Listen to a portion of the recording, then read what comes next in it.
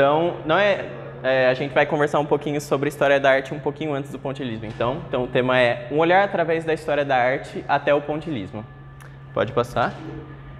Mas, antes da gente chegar no pontilhismo, a gente precisa de um pouco de contexto, ou muito, na verdade. Eu vou dar bastante contexto de alguns estilos de arte que precederam o pontilhismo. Pode passar. Então, a gente vai passar pelo romantismo, depois a gente chega no século XIX com o realismo, depois impressionismo, pós-impressionismo, e o pontilhismo está dentro do pós-impressionismo. Bom, então começando com o romantismo, a gente tem a idealização das coisas, as cenas fantasiosas, a mitologia e a história, o estilo dramático, o individualismo e a expressão das emoções humanas. Então a gente sempre tem as coisas representadas de forma muito dramática, sempre tem alguém tipo, clamando aos céus por alguma coisa, ou tipo, veementemente, sei lá, chorando, ou algo, é bem escrachado isso. Inclusive, o estilo dramático não é só nas cenas, até na pintura eles fazem isso deixando os tons escuros bem mais escuros e os claros bem mais claros para ter um contraste muito grande entre as coisas, para deixar as coisas ainda mais dramáticas. As cenas normalmente são de mitologia ou relacionadas à história, tipo eventos grandiosos, sei lá, batalhas, lutas, anjos em volta de alguém, ascendendo ao céu, coisas do tipo, assim. Então não tem muito apego à realidade em si. Tipo, você pode fazer basicamente o que você quiser, assim, sabe? Não tem um apego, ok, isso precisa existir realmente. A pessoa pode, sei lá, estar flutuando ou coisas do tipo, que eles não têm esse apego. Pode passar? Então a gente vai dar uma olhada em alguns quadros que eu escolhi que representam bem isso.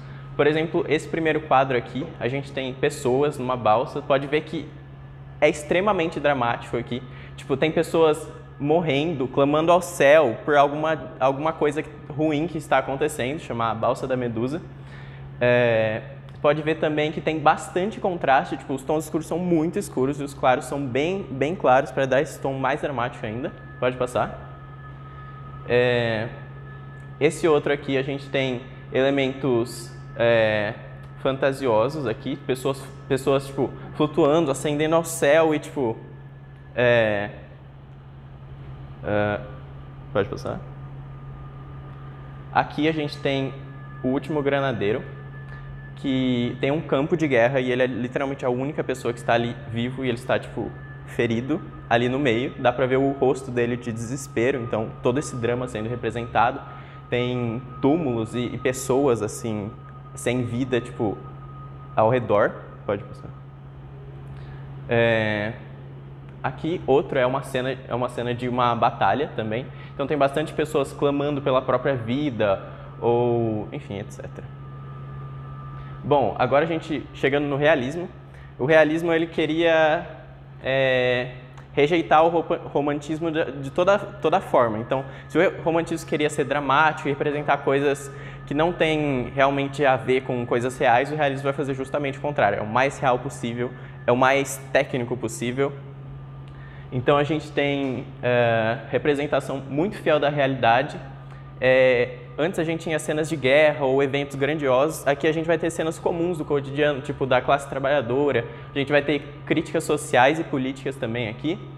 E a gente tem um grande apego ao uso da técnica, é muito importante. Eles levavam até anos para fazer o trabalho, porque eles faziam tipo, muito detalhe.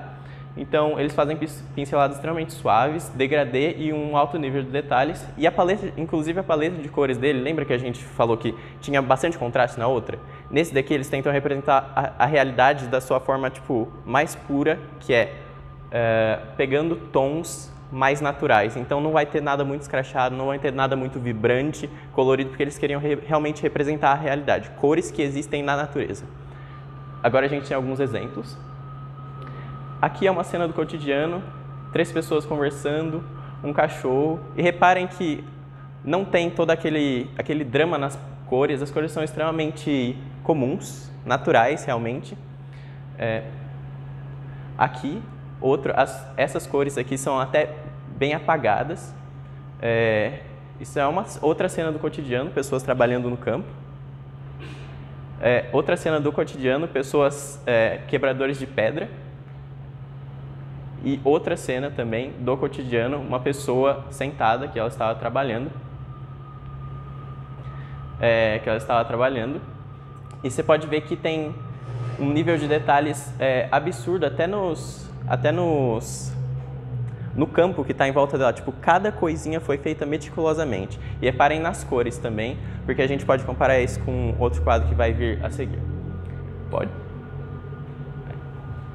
Agora a gente chega no impressionismo. Então, novamente, essa ruptura, como tudo na arte, vem uma coisa e um novo estilo surge para romper com aquele outro. Então, a gente vai nesse ciclo.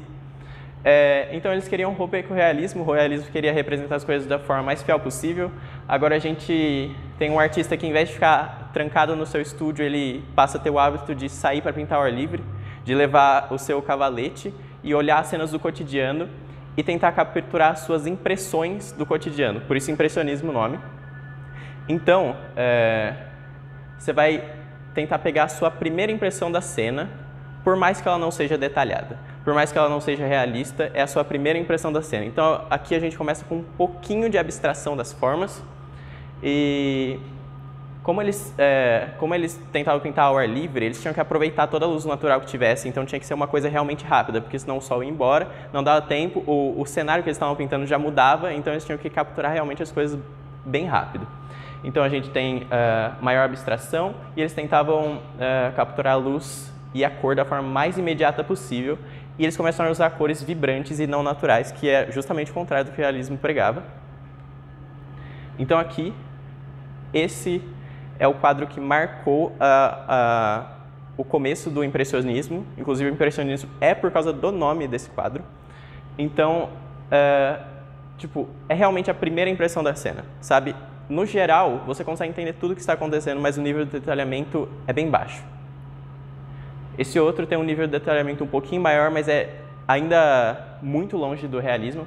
Lembra daquele último que eu falei para vocês prestarem atenção de que todos os trigos, todas as coisas estão muito bem feitas? Aqui tem um campo de trigo que é basicamente uma mancha. Só que essa mancha você consegue abstrair o suficiente e entender pelo contexto.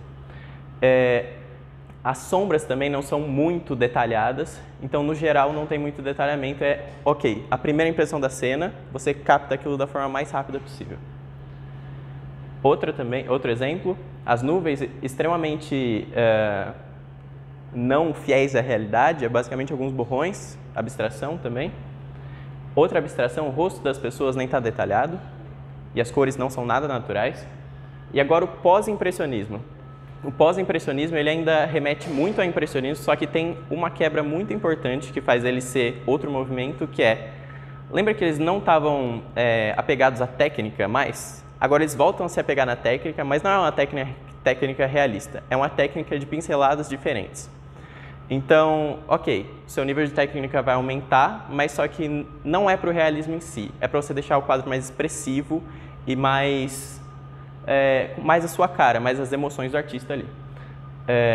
Então você começa a simplificar ainda mais as formas dos objetos, mais expressão nas coisas, simbolismo, e aí surge três técnicas de pós-impressionismo. Então, o pontilhismo não é uma forma de arte, é uma técnica para fazer pós-impressionismo. Surge o pontilhismo, o simbolismo e o fauvismo, mas hoje a gente vai falar sobre o pontilhismo. Antes, vamos ver algumas obras impressionistas. Do Van Gogh, essa daqui.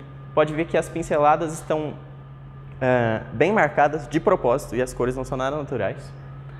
Novamente, esse é muito famoso, todo mundo conhece. Nada naturais as cores, bem escrachado e as pinceladas, dá pra ver propositalmente. E agora a gente chega no pontilhismo e ele tem a maior quebra de paradigma de tudo, que a gente vai passar a representar a realidade através de pontos. Porque em toda a história da arte, a gente representou a realidade em forma de traços. Então a gente sempre usou lápis, seja lápis, carvão, para demarcar uma superfície como papel, por forma de traços. Só que os pontilhistas perceberam que não necessariamente a realidade não é formada por traços, então se tiver alguma outra forma a gente pode explorar ela também. A realidade ela é formada os objetos na realidade são formados por cor, volume, luz e forma, mas não em traços. Então eles vão começar a usar os pontos para representar tudo isso na realidade. Então eles usavam as cores mais puras e eles se baseavam na teoria da ótica, que é uma teoria que você não precisa mesclar as cores. Por exemplo, eu vou dar um exemplo depois. Então, basicamente, você tem duas cores diferentes, duas cores puras. Você faz vários pontinhos delas misturados e se estiver longe o suficiente, o espectador consegue misturar na mente dele as cores. Então eles usavam as cores puras por causa disso. E a textura também era muito importante, porque eles faziam, tipo, milhares de pontos, assim, tipo, alguns muito precisos, assim. Então o quadro ficava com uma textura muito característica do pontilhismo.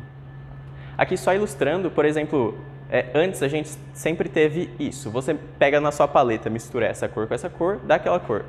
Pontilhismo deixa essas duas cores aqui e o cérebro da pessoa, quando ela olhar longe o suficiente, vai misturar essas cores. Por exemplo, aqui é literalmente pontos pretos, mas você consegue ver vários tons de cinza aqui, certo? Aqui também é um zoom em um quadro. Repara que você consegue ver todos os formatos quando estão longe o suficiente, só que aqui são um monte de pontos de cores puras. Aqui também um gifzinho para mostrar que quando está perto não dá para ver muito bem o que é, e quando está longe, tipo, fica até um nível de detalhamento, sombreamento das coisas, sabe? Que o seu cérebro consegue misturar as cores. Mais um exemplo aqui. Pode passar. Isso tudo são pontinhos pretos. Mas tem, tipo, milhares de tons de cinza aqui, porque o seu cérebro consegue abstrair isso quando está longe o suficiente. Dois, digamos, precursores do pontilhismo foram esses dois caras, Paul Signac e George Seurat, não sei o nome deles, não sei falar o nome deles. Pode passar. Aqui, esse quadro aqui é um quadro pontilhista também. Repara que as cores são bem vibrantes também, tipo, tudo feito de pontinhos. Olha, se a gente vê perto o suficiente, a gente pode ver que o cabelo dele é formado por pontos azuis, laranja, amarelos e pretos. Volta. E ali a gente consegue ver marrom, porque está longe o suficiente. Aqui também é mais expressivo. Aqui não são necessariamente pontos, mas tipo, filetinhos de tinta aqui. Então, pode reparar que são cores puras, realmente. Aí quando você vê, tipo, dá um aspecto geral de até degradez, assim, no céu. Quando está em preto e branco, ele pode se assemelhar muito à fotografia. Então, esses dois aqui se assemelham muito à fotografia, tipo, pontinhos pretos, basicamente. Você consegue ver um monte de tons de cinza. Outro caso também, esse daqui é absurdo aqui, tipo, tem... se você vê o longe o suficiente, você consegue ver, tipo, todas as ondinhas, assim, sabe? Só que quando você vê de perto, é tipo, pontos, sabe? Pode passar. E essa é a mais famosa de todos, que é de um parque e a pessoa pegou, tipo, a primeira impressão dela, da luz, e transformou tudo em pontinhos. E é basicamente isso. Muito obrigado.